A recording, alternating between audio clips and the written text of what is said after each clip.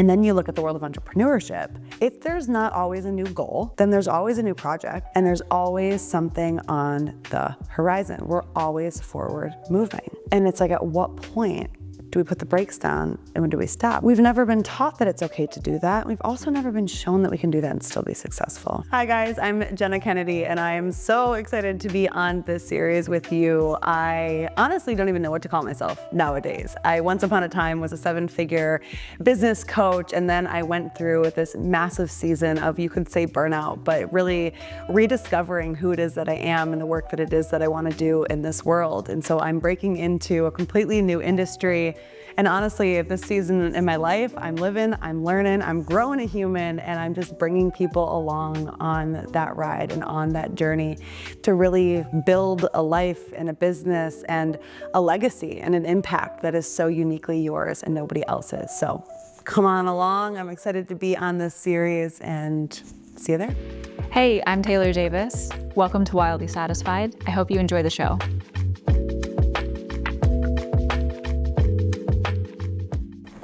Hello, everybody. Welcome back. We are here with a special guest.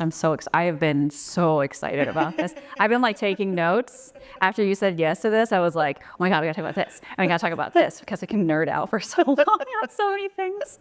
I'm excited too. I'm so excited. So we're here during this season to talk about nervous system regulation, being a feminine CEO, being a feminine leader. And in this series, we're gonna dive into some really practical tools and stories around, honestly, the realities around owning a business, especially as a woman, that are probably not talked about very much, and what it really takes, and the recovery and the burnout and the things that happen, as well as how we can move forward where we don't have to go inside of that model and system and way of being. And so I am here with a very special guest. So excited. This is Jenna Kennedy. If you would like to introduce yourself. That's me. Hi, I'm Jenna. Nice to meet you. Yeah, I mean, I love what we're diving into today. You know, I've gone on quite the journey through any type of leadership, business building, feminine, masculine, burnout, to depression, to coming out on the other side and being lost as ever before. And it's like, well, who am I now? And so I'm excited to dive into all the things that we're going to dive into, and hope and pray that it really supports people in wherever it is that they're at in their journey. I love that. Well, will you tell everybody a little bit about your name, what you do, a little bit of your backstory to give some context? Yeah. I'm like, ooh, how far back do we want to go?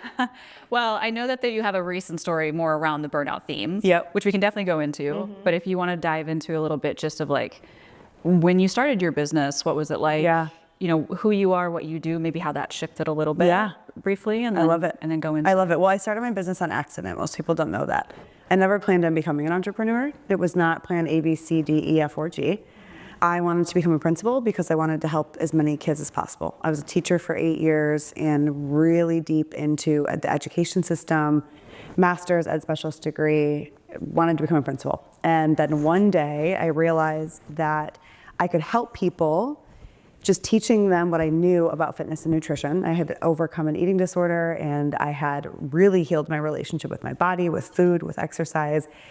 And I became certified as a nutrition coach just so that I could learn more about myself. But then I just ended up helping a bunch of people because I just started posting things online. And as it goes. Right, as it goes. It just keeps happening. Yeah, just very typical projector fashion. All of a sudden people were paying me, and I got to this place where I realized that entrepreneurship was actually a path that I could take in life.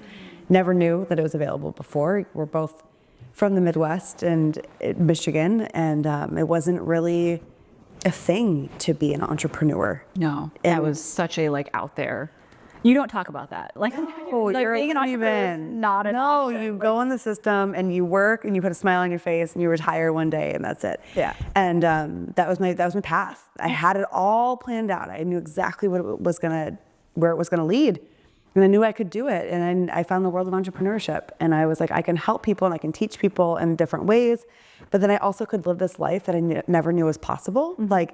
I could travel and make all this money and I don't know, get on a plane and go somewhere in the middle of April when you wouldn't be able to. And so I became an entrepreneur then. And my path into entrepreneurship, I think many people's paths are very unconventional when they say yes to entrepreneurship.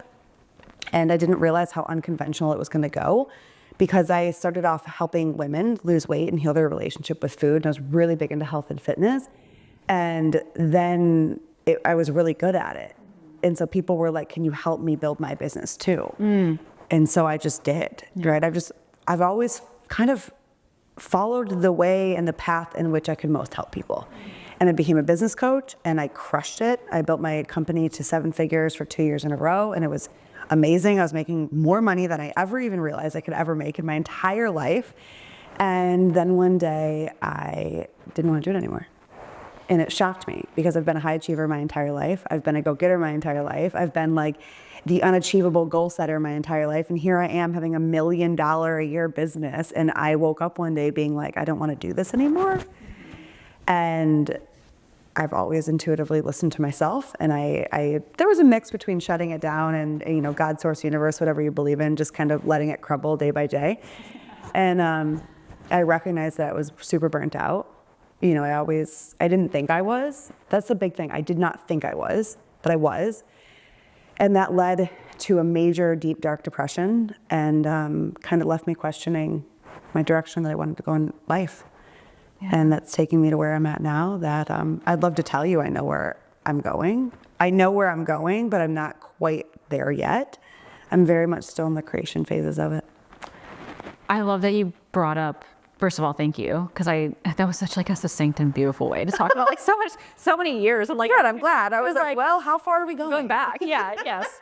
No, what you said around like you didn't know that you were burning out, like no, because, and I think a lot of people can really relate. I definitely can, because burnout is such like a normalized thing in our culture. Sure, it's how we operate. Yeah. So I know from my perspective, and I'm looking back and really sitting down to think about this season and what I wanted to bring to the world, I had burnout for most of my life. Right. One really significant story, which I can go into in a little bit, but my entire life of being the overachiever, of constantly being stressed, even as a child, even growing up, 100%. School, everything. It's so normalized to live in a burnout way of life. Yeah. When it's like, actually, that's not how we're supposed to live. No. So when we get into entrepreneurship, and same situation, it's so funny because I was like, oh yeah, we're both from Michigan. We're both projectors in human design. You know, I mean, your story is definitely different than mine, but we've all both had burnout. And it's just amazing to me, because when you get into entrepreneurship, you're like, oh my God, I fell into this and I'm figuring it out. And the one way you know how to do it is like, go all in, hustle, right? And that's the model that we've been really shown. And so, but then it does lead to burnout. And I think that's, for a lot of, at least what I call feminine-based entrepreneurs, it sometimes hits harder. For sure. Because I don't think that we're necessarily like, our brains and nervous systems and bodies are very different than how we're not built for it. We're not built for it. No, we're not. And being able to normalize something new, where it's not just a burnout way of life. I don't think anybody, I don't care if you're like a man or a woman, and no one should be living in burnout at all. No. So no, I love this. I feel like, what were some of the things that you noticed when you were like, oh, I didn't realize it was happening, but when it did start happening, what was that? What were some of the things? Well, the first thing was that nothing was driving me, which was so odd to me, because I was driven by pretty much anything. Like, you wanna compete, a dollar amount, like a new status, a new recognition, a new goal. Like, I was driven by anything. And I kept waking up and I was like, why am I uninspired? Why am I unmotivated? Like, I was never a lazy person, lazy. I think that lazy, it has a lot of negative connotations. Like, we all get to be lazy every once in a while or every day. And I didn't recognize myself. I'm like, why am I not inspired or excited to do this anymore, or to do this or to do that? And what I also started to recognize was that was spilling over into my personal life. Like, I wasn't excited to go see my friends. I wasn't excited for my husband to take me out on a date. Like, I wasn't excited for any aspect of life. And I was like, something's really off here. But I didn't recognize that I was in it, right? And so then I'm just trying to find things to motivate me or to excite me. And I'm like, okay, well, maybe instead of like $1 million a year business, it'll be like a $5 million. And I'm looking and I'm like, that does not do anything to me. That does not excite me at all. Like, it's like, okay, well, maybe instead of a program or an offer over here, maybe I'll do like a retreat. And I'm like, no, that doesn't do it either. And I was finding myself just a little bit more in a place of apathy, just like meh, for business, for my work, and for life. And I was like, I've never known this before. I didn't really have the energy that I once had. I didn't have the stamina.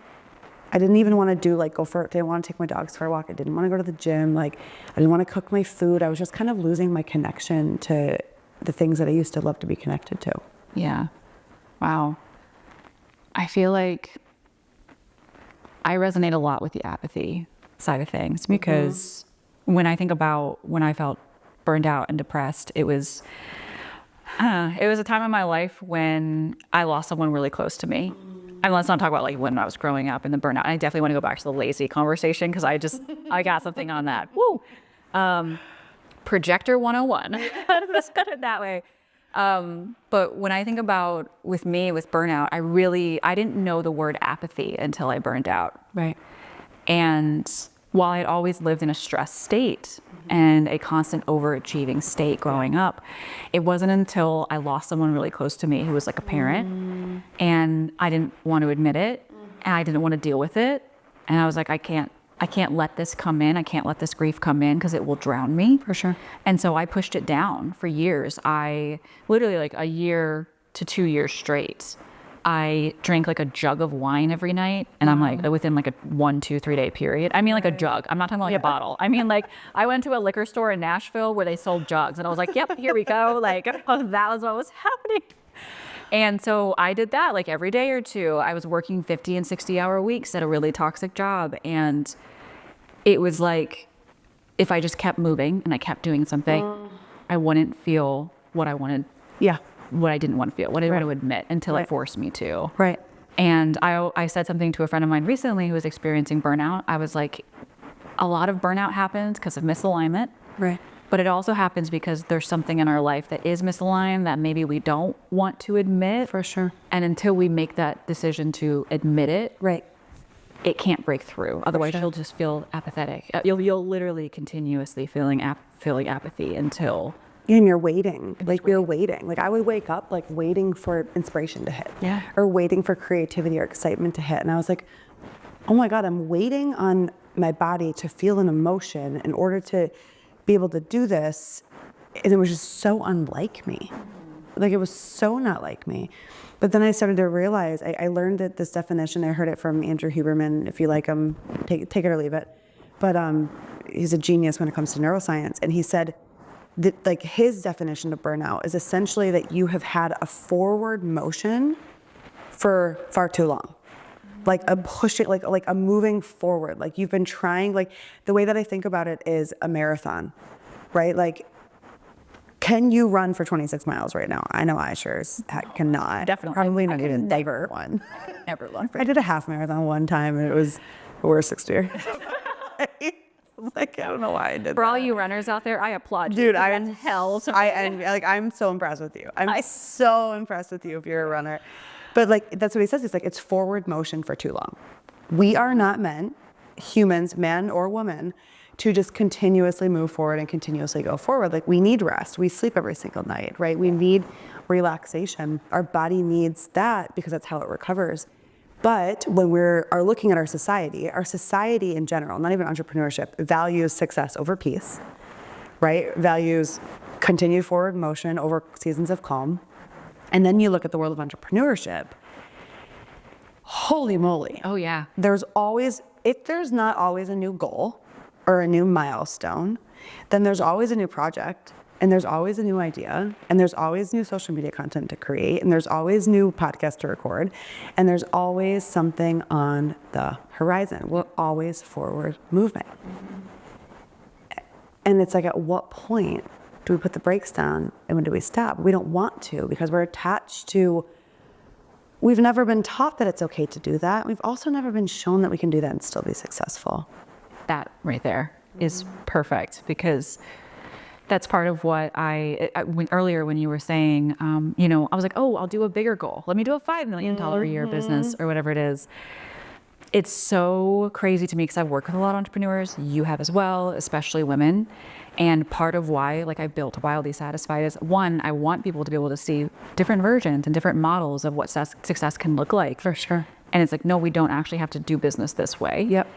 And also something that I approach, because I'm really into the feminine approach to business, is whenever I think about it, it's not like, oh, the success of us from $1 million business to a $5 million business. Because I used to set goals like that. And then I'm like, okay, why is this not feeling fulfilling? Right. Why am I burned out? Right. What's happening? Shouldn't I go bigger? Shouldn't I go higher? Okay.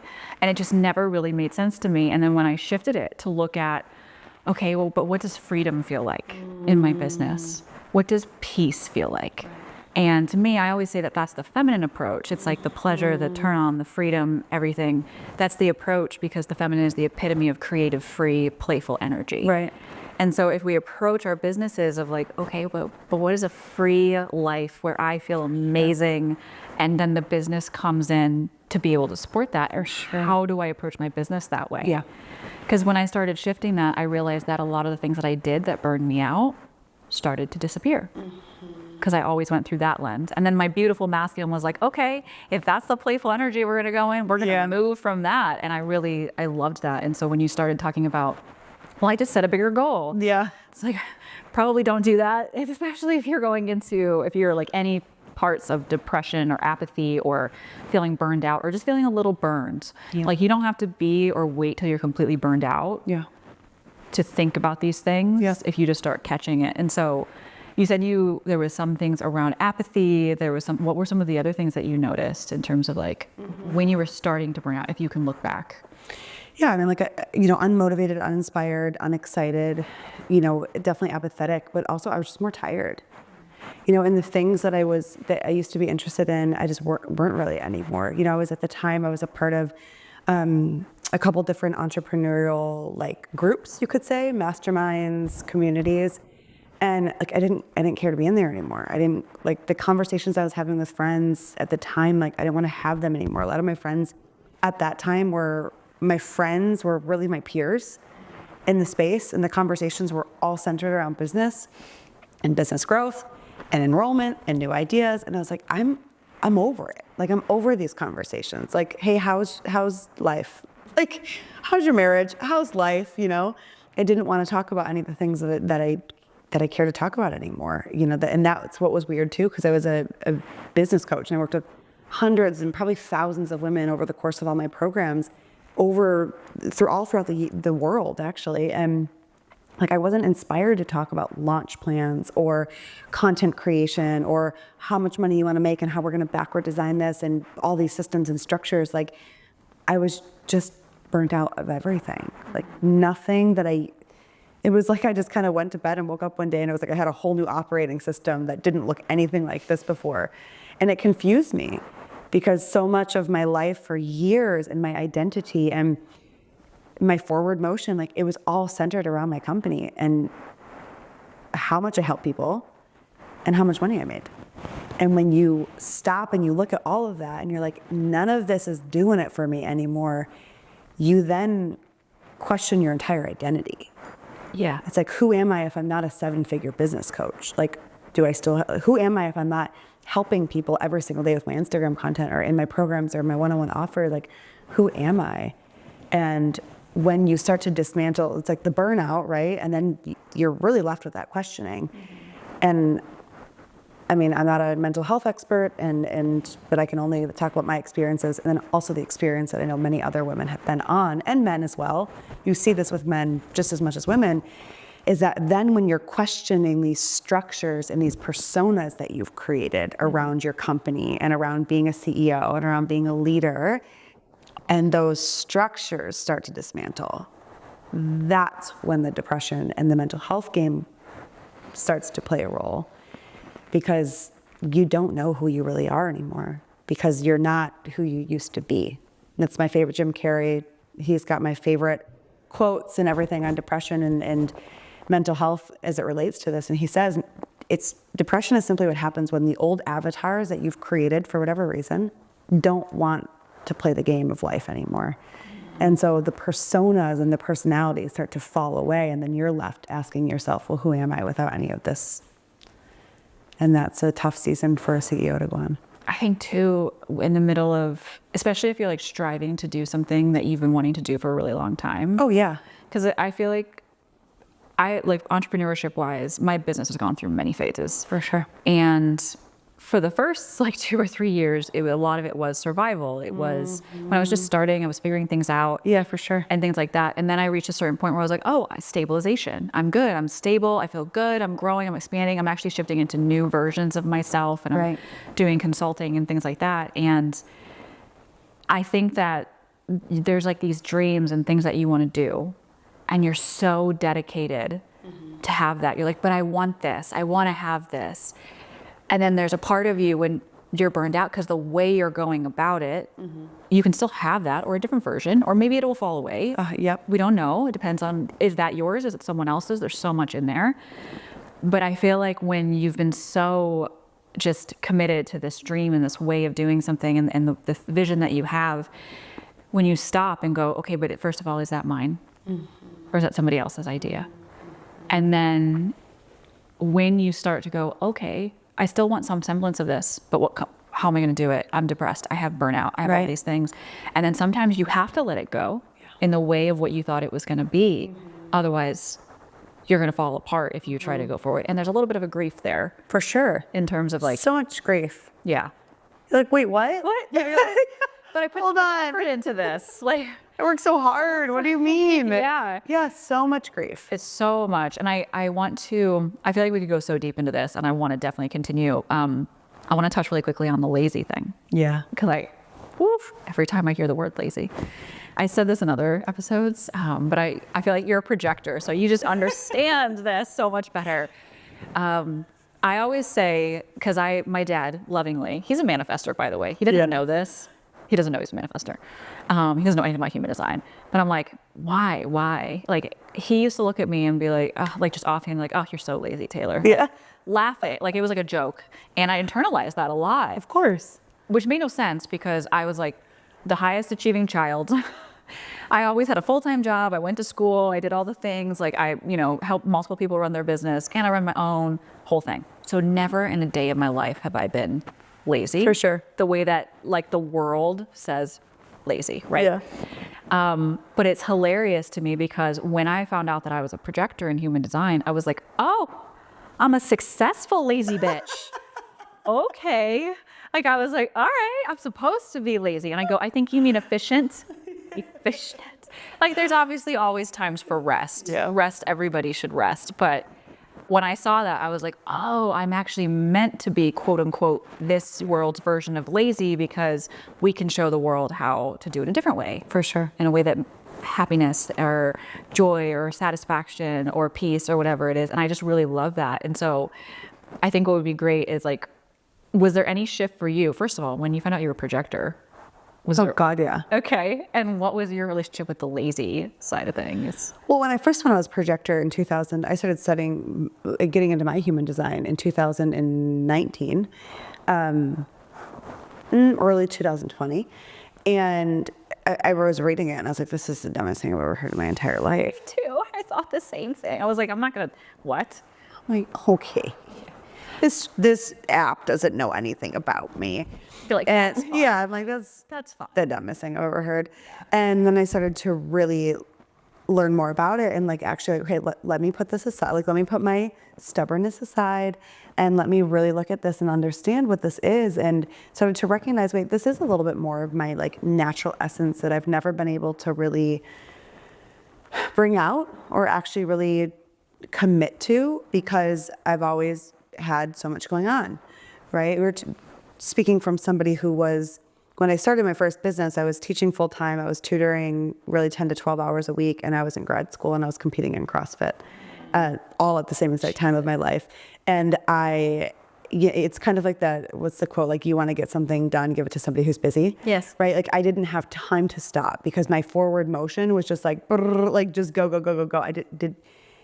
I was the most efficient, productive, and I was crushing all of them, right? Like podium and CrossFit competitions, 4-pointing grad school, really massive like leadership roles within my career, right? I was crushing it. Yeah. And when I realized I was a projector, I was then an entrepreneur, and I was like, I actually don't like to crush it. No. Like, I don't like to be busy all the time. And I don't like to have 24 things on my calendar in a week. Like, I actually don't like it, if I'm being radically honest with myself. And then I started to realize, like, wait, I do love sleeping. I do love resting. I do love just like Frolicking. yeah, just like doing these random things that I just don't have to answer to anyone to. And I started to realize that I'm really efficient and really productive at the things when I'm doing them, but I don't need to be doing them. I don't need to fill my calendar of 8 hours of work from 9 to 5, when the reality is I'm getting so much done between the hours of 1 and 3, 1 and 4. Like, that's my optimal work time to this day, is like 1 o'clock to like 3 o'clock. And I can get so much done in those 2 hours, way more in those 2 hours than I could have over the course of 8. Yeah. And I'm like, wait, let me lean into this and just explore it. You know, whether it was projector or anything else in this journey of life, like I've really taken this approach to let me explore it versus I need to get it right or wrong. You know, Or live which and is die by it. right, which is so conditioning for our society as well. Yeah. And so I just started to explore it, and I realized, wow, this is a really natural way in which I do indeed work. I love that. Yeah. I feel that mine is like 10 to 2. Nice. Like, okay. Almost maybe sometimes like 11 to 2. What time do you wake up in the morning? Oh, I wake up at like 7:30, 8 o'clock. 8:30, 9 is pushing it. I must like really need sleep if I sleep past 9. Wow. So it's usually around 8 o'clock. And then I need like a good 2 hours to 3 hours to like Yeah. just be with myself and meditate and Yeah. like walk or something. I'm usually a slow person in the morning. Yeah. And then I'm like, I got energy, and I like burst up, and it's literally just 10 to 2 or 11 to 2 is kind of my time. Wow, good for you. I'm out after that. That's a good time. Yeah. Yeah. Well, it's funny because what you said, you know, like 2, 3, 4 o'clock, I just dip.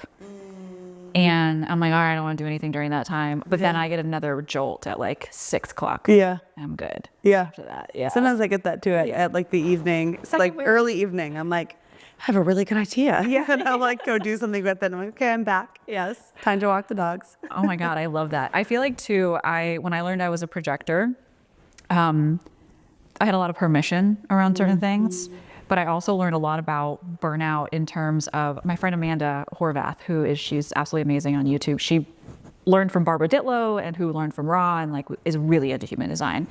And she said to me one time, she goes, well, projectors, when they burn out, they take 2 to 3 times longer than any other type to recover. I believe that. And I was like, oh. And so we're on a burnout conversation. Yeah. You know, it makes sense. And I was like, all right. And so even with that, when I honor my energy of, I'll get a burst of energy and I'm going to do it. And then I'm going to let myself drop and have the time. And sometimes I got to play with that. Sometimes I don't give myself the time that I need to. Yeah.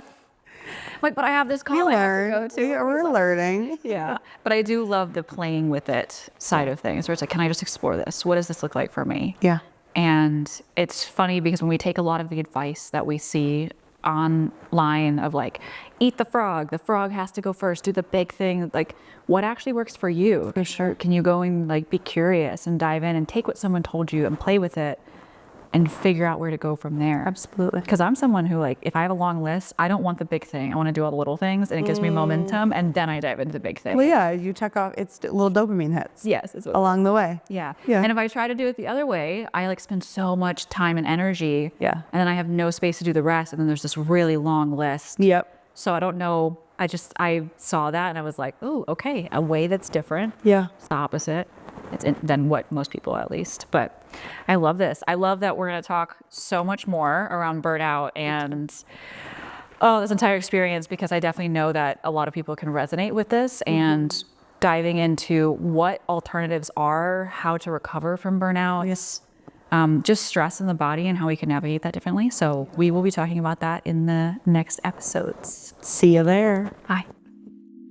Thank you so much for listening to this Wildly Satisfied production. I hope you enjoyed the show, and we would love it if you would share it with someone that you love, leave a review, or come tag us on social media at Wildly Satisfied.